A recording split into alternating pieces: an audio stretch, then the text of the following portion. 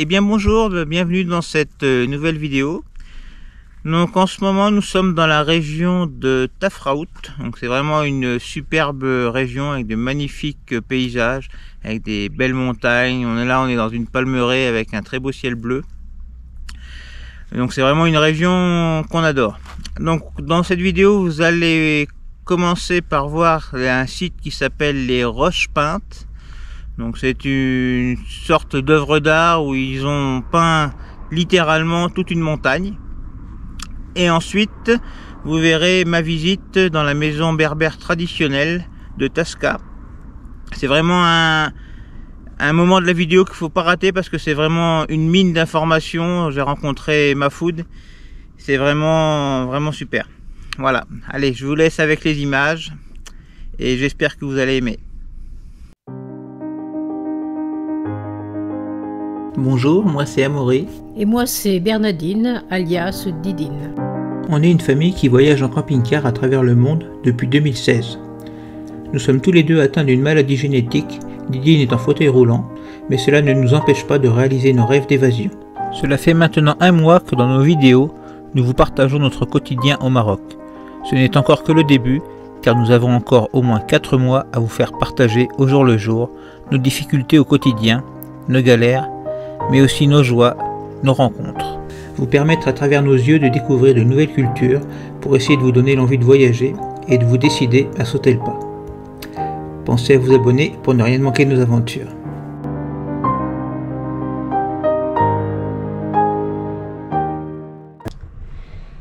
Eh bien aujourd'hui je suis dans un camping à Tafraout, donc le camping Tasca, où ils proposent des services de réparation de camping-car, de carrosserie, mécanique. Enfin, ils font un petit peu de tout, donc on va y rester plusieurs jours pour les faire travailler. Donc on va faire réparer notre pare-choc arrière qui a vraiment vécu et on va faire aussi remettre à neuf notre remorque en la faisant repeindre en blanc. Donc voilà, donc je vais vous montrer la remorque. Actuellement est marron et sale et notre pare-choc arrière où on voit qu'il a bien vécu, il y a plein de traces et le plastique qui est bien fatigué aussi. Et bien voilà, donc on se revoit tout à l'heure avec les travaux finis. À tout de suite.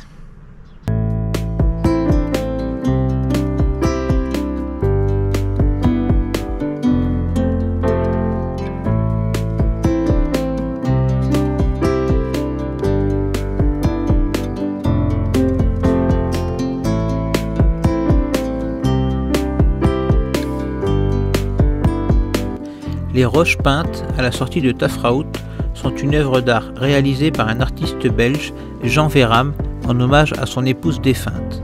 Avec l'aide de la brigade de pompiers de Tafraout, 18 tonnes de peinture bleue, rose, rouge et noire ont été nécessaires à la réalisation de cette œuvre d'art très particulière qui constitue aujourd'hui une curiosité artistique inégalée.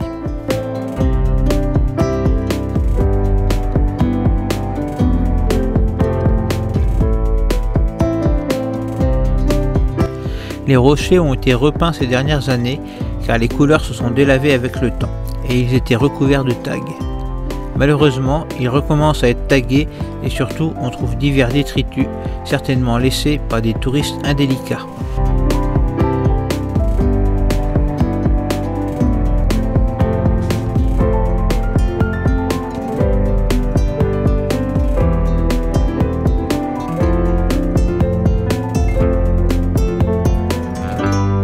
La piste de 4 km 400 n'est pas très simple, très pierreuse, je pense que les pneus et les suspensions du camping-car n'ont pas aimé.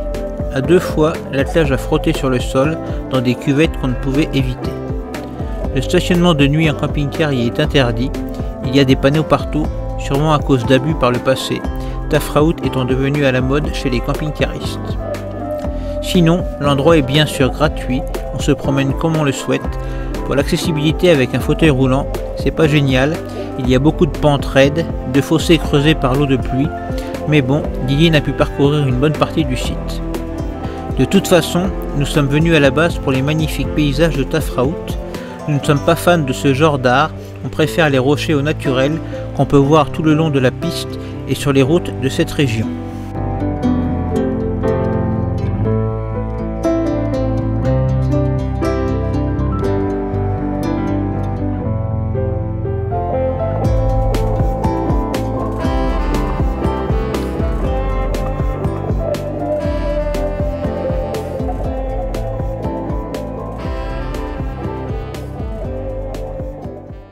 Bonjour, donc ce matin je m'en vais visiter une maison traditionnelle berbère, apparemment avec un propriétaire qui est vraiment formidable, donc on va voir ça. Et là sinon je suis tout seul parce que cette maison elle est dans les montagnes, donc Didi ne va pas pouvoir y aller. Elle est au camping, toujours on attend la fin des réparations. Et donc voilà, si vous voulez, je tourne. Et c'est dans les montagnes qu'on voit au loin. C'est pour ça que j'y vais tout seul. Allez, je vous dis à tout à l'heure. Comme vous pouvez le voir sur les images, il faut emprunter cet escalier pour accéder à la casbah traditionnelle berbère et ensuite prendre une petite ruelle toute biscornue. Donc pour les fauteuils roulants, c'est très compliqué, voire impossible, sauf si on se fait porter. Je fais donc la connaissance de Mahfoud, qui garde cette maison familiale vieille de plusieurs siècles. Il l'entretient au jour le jour pour garder son histoire, son patrimoine, et il va me faire partager sa culture et les modes de vie ancestraux à travers les différentes pièces de la casbah. Donc pour vous remettre un petit peu dans le contexte, parce que j'ai pas démarré ma caméra assez vite, donc Mahfoud me disait de faire attention à ma tête parce que la porte n'était pas très haute. Et vous allez comprendre pourquoi je vous dis ça avec les images qui suivent. Les gens ils sont pas très grands quoi, c'est ça. Oui. Ils faisons des petites portes. Mais faisons des petites portes et des petites fenêtres, c'est pour garder la température quand il fait chaud l'été et l'hiver quand il fait froid. Et la température, les climats, ça fait naturel ici dedans de la maison. Et en plus, ils font des petites portes, c'est obligé de baisser la tête, c'est pour respecter la maison. Obligé de respecter la maison, obligé de baisser la tête. Voilà. Et juste là, et à côté, il y a une table, c'est une table pour les bêtes, pour les chèvres et pour le mouton. Et là, dedans de la maison, on met les animaux l'hiver. Alors, l'hiver, quand il fait froid à l'époque, il y a de pluie. Oui, ça réchauffe aussi. Et là, dedans de la maison, c'est bien pour les animaux, en plus pour profiter de la chaleur des animaux. Oui, on fait ça aussi, en France, ils faisaient ça aussi. Voilà, pour monter, chauffer des pièces de vie. Quoi. Et là, il y a l'arrière, ou bien la charrue. D'accord. C'est l'ancien charrue qui utilise dans les bois d'argan. À l'époque, on utilise beaucoup les bois d'argan pour faire plein d'instruments. Mais maintenant, c'est interdit de couper l'argan. Ah bon? C'est protégé. On prend que les fruits pour faire de l'huile. Voilà. Mais à l'époque, on fait beaucoup d'instruments dans les bois d'argan. C'est un bois dur. Là, c'est l'ancien moulin pour moudre les grains. C'est un moulin pour faire de la farine. Et les grains qui écrasent, ça rentre là. Il y a un petit trou là. Et on prend de la farine ici. Ça ressort là, d'accord. Voilà, c'est un vieux moulin, mais s'il y a des grains, ça glisse vite, vraiment. Mais maintenant, c'est un peu dur. Eh ben, ok. Dur, ouais. Là, c'est l'étage de vie. D'accord. Avec un arche couloir, les chambres pour dormir. Et là, au milieu, il y a la cuisine. C'est l'ancienne cuisine. Entrez. Entrez dedans. C'est la porte. Alors, c'est l'ancienne cuisine. Et le foyer, il est au milieu, là, pour allumer le feu, pour chauffer, pour cuisiner. Et là, c'est le compost. Le trou là, c'est le compost. En bas, c'est la table des animaux qu'on a déjà vu tout à l'heure. D'accord. Et par ici, les femmes, ils s'ajoutent les épluchures aux animaux. Direct. En plus, on profite de la chaleur des animaux aussi qui monte. Avec la chaleur de la cuisine, c'est bien pour chauffer la maison, quoi, l'hiver. On profite aussi de la fumée de feu, c'est important. Parce qu'il y en a des termites, des pour les insectes, d'accord, oui. Ah ouais, qui mangent des bois des plafonds. Alors la fumée, la suie de la fumée, ça tue. C'est fort. Et ça tue les insectes. Et les bois restent tout le temps bien solides. Mais c'est obligé de l'entretien. S'il n'y a pas de l'entretien de la terrasse, Et ça, avec de l'eau qui coule et qui fait des filtrations, ça s'abîme de la maison. Tu es obligé de faire l'entretien chaque année. Tu mets un petit peu de torchis, de torchis à la terrasse ou de peser pour garder bien la terrasse. Quand la période de la pluie s'arrête et l'eau ça coule directement vers dehors ou vers les réserves. Mais s'il n'y a pas les gens qui gardent les terrasses, qui font de l'entretien chaque année, vraiment la maison s'abîme avec de l'eau. La plupart des maisons casse-bas ici se ruinent à cause de la pluie. Mais c'est pour ça qu'ils sont abandonnés, ils sont pas entretenus. Exact, obligés de l'entretien. Alors, la cuisine, il y a l'ancien couscoussier, terre cuite. D'accord. On met de la semoule et ça se cuit avec la vapeur. En bas, on met de l'eau, des légumes. Et là, il y a la baratte à beurre en potré. C'est la baratte en potré là, pour séparer le beurre, fromage, et ça reste du petit lait. C'est du lait caillé. Et ça, c'est une calebasse, aussi une courge séchée. Pour faire des calebasses, on conserve là-dedans le beurre ronce. On prend le beurre de chèvre, on mélange avec du thym et du sel. Et après, on conserve là longtemps, 20 ans, 30 ans. Il y a encore le beurre. Ah oui. Alors là, le beurre de 50 ans pour cuisiner avec. On prend un petit chouïa, on mélange avec la semoule de couscous ou bien avec des autres plats spécifiques berbères.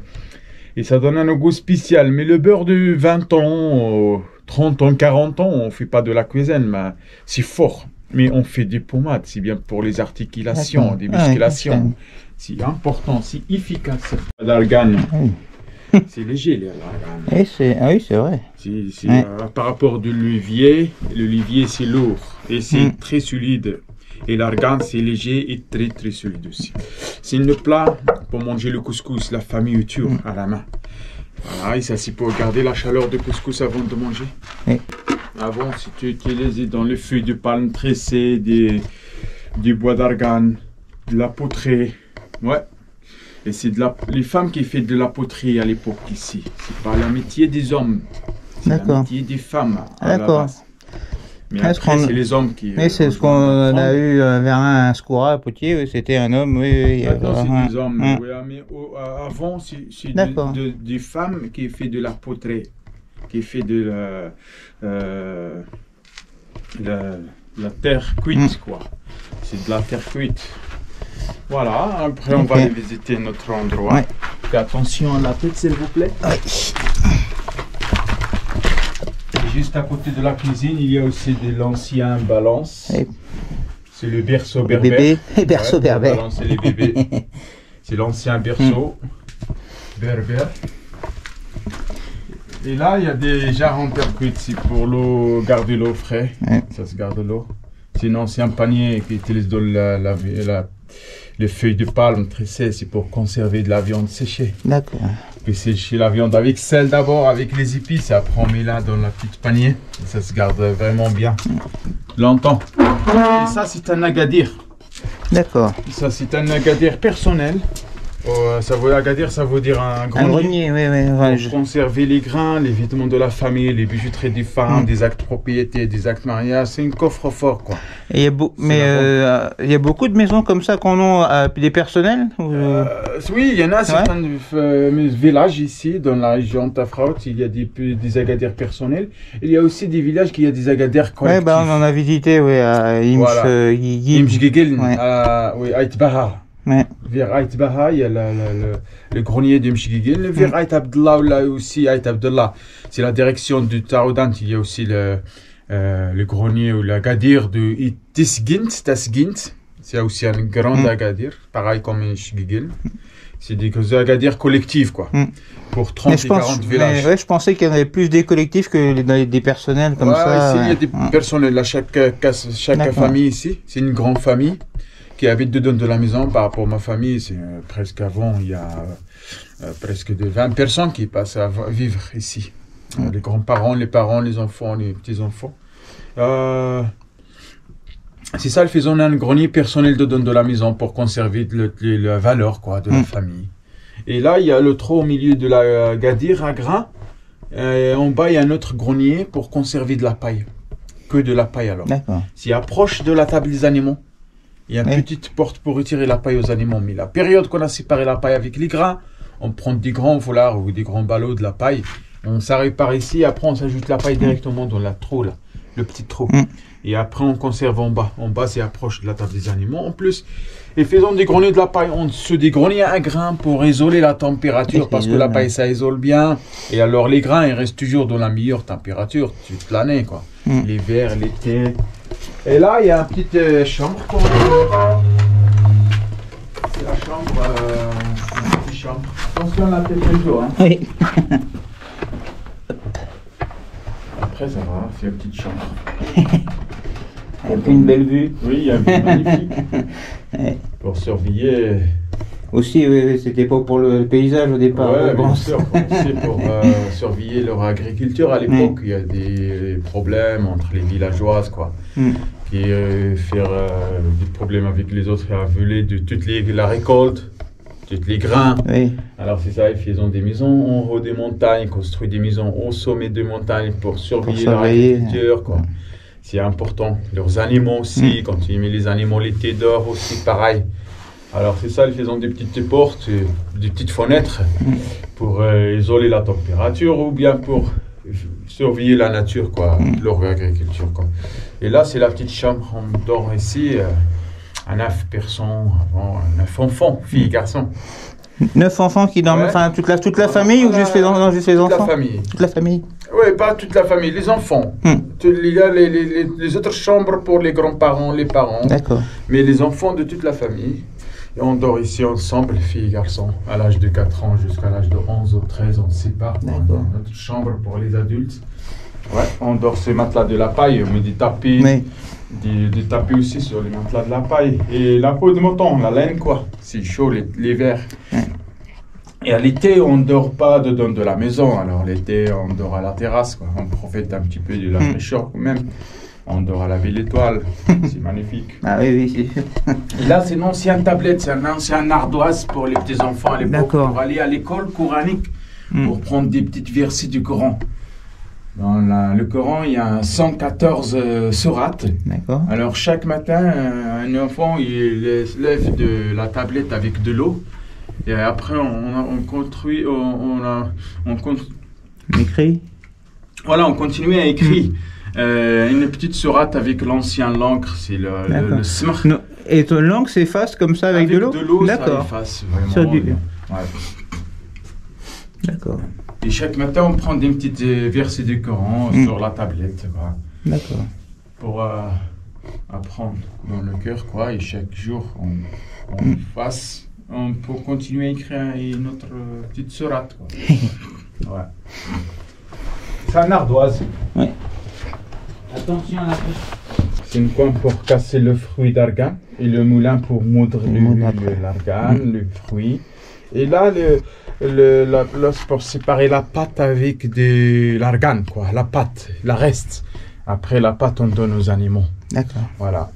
Parce que la période de la récolte du fruit d'argan, c'est juillet, août. Et après, on peut sécher encore à la chaleur. Quand on fait de la récolte, les fruits, ça reste encore jaune, quoi, la coque. Mais après, on peut le sécher pour faire la coque séchée, marron. Et après, ça revient marron, comme ça. Là, comme ça, et comme ça. Mais c'est dur à casser, non? Après, ah oui, c'est dur. Il faut quand même... ouais. La coque, c'est pas tout à fait dur. Mais la coquillage, oui. Ouais. La coquillage, c'est dur. Il faut pas se taper sur les doigts. Ah, ouais.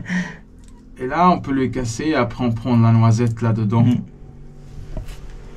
D'accord. C'est une petite noisette. Une petite amande. Là, pareil aussi, il y a une petite amande. D'accord.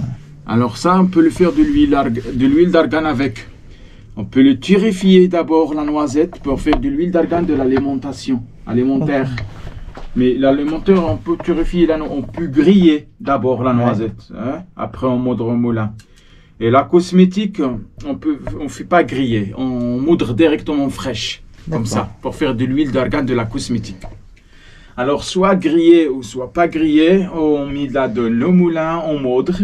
Et après, la pâte arrive jusqu'à là, on prend un petit peu de l'eau chaud, bouillie, on met sur la pâte, on mélange, et après on fait des petites boulettes comme ça. D'accord.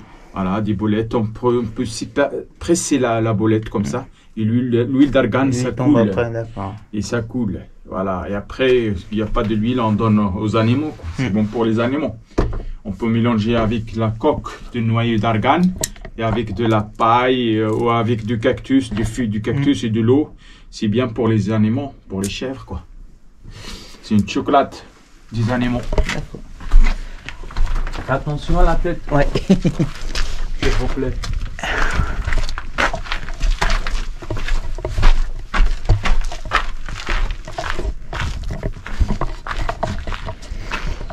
La belle vue.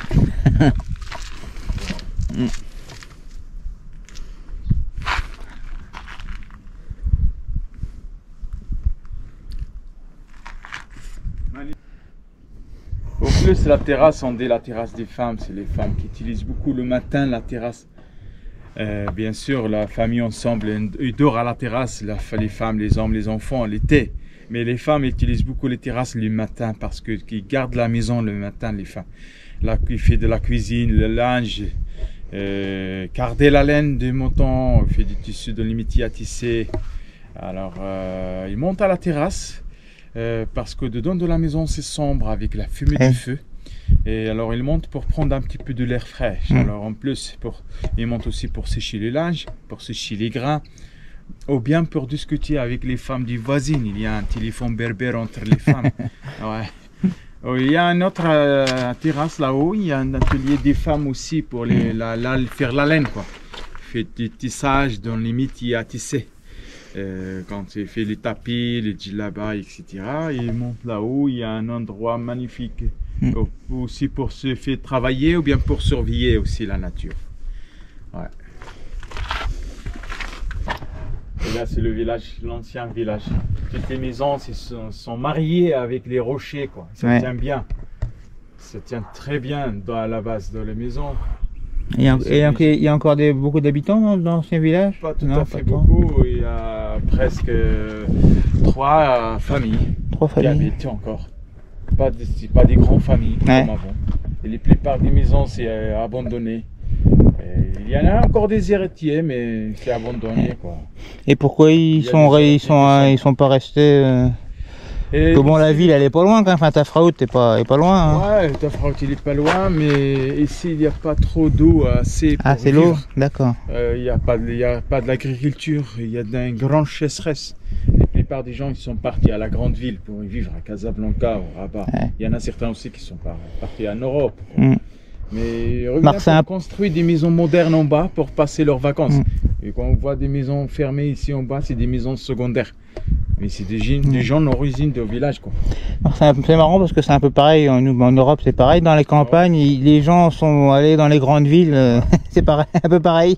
Nous aussi le problème c'est le problème de l'eau. Ah bon, nous oui, on n'a pas le problème de l'eau, nous, ouais. C'est la même chauffement climatique au monde, quoi. Alors ici il y a beaucoup des arbres qui sont morts, des amandes. Et les palmiers aussi souffrent. Ils sont vraiment, ça ne donne pas de fruits encore. Et l'argan, il y en a certains des arbres qui donnent argan, certains des arbres qui ne donnent pas.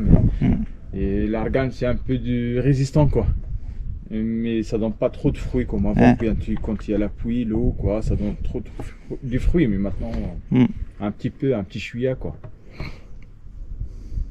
C'est dur à vivre dans un endroit où il n'y a pas de l'eau. Ah oui. Il n'y a pas de l'eau, il n'y a pas de vie. L'eau c'est la vie, l'eau c'est la vie. C'est la petite atelier des femmes là, pour travailler la laine, etc. Pour sécher les dattes aussi. La période quand on cultivait des dattes dans la palmeraie, à l'époque c'est le mois de novembre, presque le mois de... Voilà. Et là c'est pas maintenant la période des dattes? Oui, c'est maintenant la période de la récolte. Mais ça fait 2 ans, 3 ans, il n'y a pas des dattes comme avant. C'est tous mortes. On a besoin d'eau. Alors à l'époque on cultive des dattes, on peut clocher ici, autour du mur comme ça. D'accord. Pour sécher à l'ambre, à la chaleur, quoi. Et en plus les femmes ils montent ici la période de la laine et peuvent travailler la laine, garder la laine, etc. Et là, j'ai un ancien grappin pour récupérer le seau qui tombe dans les puits. De temps en temps, on va aller chercher des seaux quoi, avec le grappin. Et là, il y a un piège. C'est un piège à renard. D'accord. Les lapins, on porc-épic aussi, il y a des porc-épics. Ah oui. Même encore maintenant, il y a tout ça encore, des renards. Ouais, il y a des renards, des chacals, des porc-épics, les lapins. Il y a des gazelles, il y a des sangliers, il y a des écureuils. Et il y a de la perdrix, oiseaux. Il y a des mouflons au sommet de la montagne, au sommet. D'accord. Pas là. Au sommet, la plus grande. D'accord. Ouais. Là, le Kest, c'est le montagne, le Kest, le Jebel Kest là. C'est le plus grand montagne ici de l'Anti-Atlas. Et là, il y a des anciens serrures. Ah bien, d'accord. En bois. C'est des cadenas.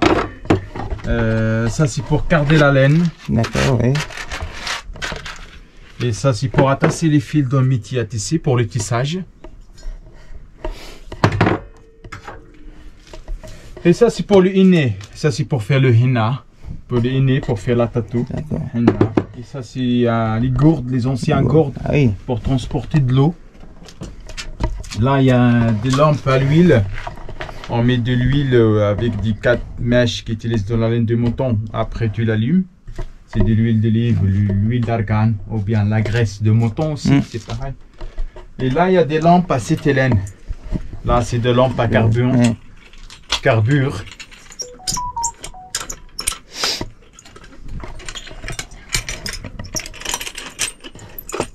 Ça, c'est dangereux. Ça explose. Là, on met du carbone, des pièces, des pierres de carbone là-dedans. Et on met de l'eau directement par ici. Et l'eau, ça goûte directement sur le carbone. Par là. Alors, le carbone, ça donne du gaz. Le gaz, ça part par ici et tu l'allumes là. Ici, tu fais de feu. Et ça, c'est le réglage. Si tu mets trop de l'eau, ça fait une grande flamme. Et un petit peu de l'eau, une petite flamme. Si tu règles mal, ça explose. Ça se bouche là, ça explose. Ouais. Ça explose. Et on a aussi une odeur de carbone mauvais. C'est une mauvaise odeur. C'est pas très bon, quoi. Et là, il y a le joug pour l'âne qui tire de la charrue. Pour tirer de la charrue, là, il y a un corde pour attacher des paniers ou pour faire des paniers aussi. Là aussi, c'est un autre charrue. Et là, c'est c'est la valise en carton pour aller en voyage, quoi. T'as des petites... Des commentaires. Des commentaires. Des anciens actes de la propriété. Ah d'accord. C'est des commentaires de ma famille, quoi. C'était des anciens actes sur le bois. Bois d'argan ou bois de figues, figuier. Et il y a aussi des actes de mariage. Papyrus. Et des actes de mariage, on met dans le bambou, là. Comme ça, ça donne de la bambou pour protéger. D'accord. Et ça se protège. On met le thym dedans, du thym, des feuilles de thym. C'est bien pour protéger les actes de mariage. Et ça, c'est des actes de la propriété de la maison, quoi. De 500 ans, 5 siècles. Ouais, c'est de la valeur, quoi. C'est de l'histoire. Ah bah, c'est sûr. On garde ça pas ici, là on met des actes. Les actes on garde à l'Agadir, quoi, le grenier. Mais maintenant c'est sombre, je profite un peu de lumière ici, c'est sec, c'est pas voilà. Pas humide. Là on est en train de mélanger le thé, on fait mélange 3 fois, du mélange du thé avec la menthe et avec le sucre. C'est obligé de faire le mélange comme ça dans les verres.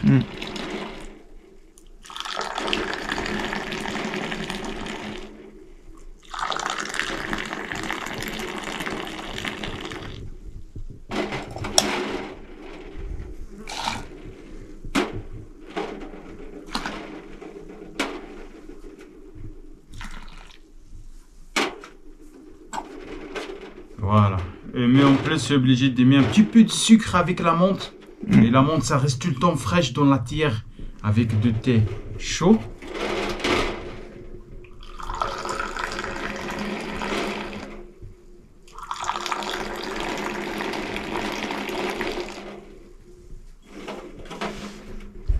Saha. Donc ça y est, les travaux sont finis, donc je vais vous les montrer, c'est vraiment super, il travaille vraiment bien. Et si vous voulez les coordonnées de ce garage, ils seront dans les commentaires, enfin pas dans les commentaires, pardon, dans la description de cette vidéo. Allez, je vous montre. Donc notre pare-choc qui est nickel maintenant, repeint en gris.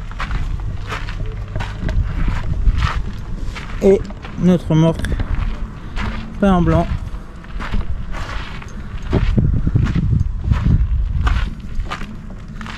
Avec un petit éclair de ce côté-là. Et voilà. Donc si vous êtes arrivé là, c'est que vous avez apprécié la vidéo. Et malheureusement, elle se termine. Il faudra attendre la suivante. Donc, comme d'habitude, eh bien, pensez à liker, à mettre des commentaires et à faire connaître notre chaîne YouTube. Voilà, à bientôt. Merci.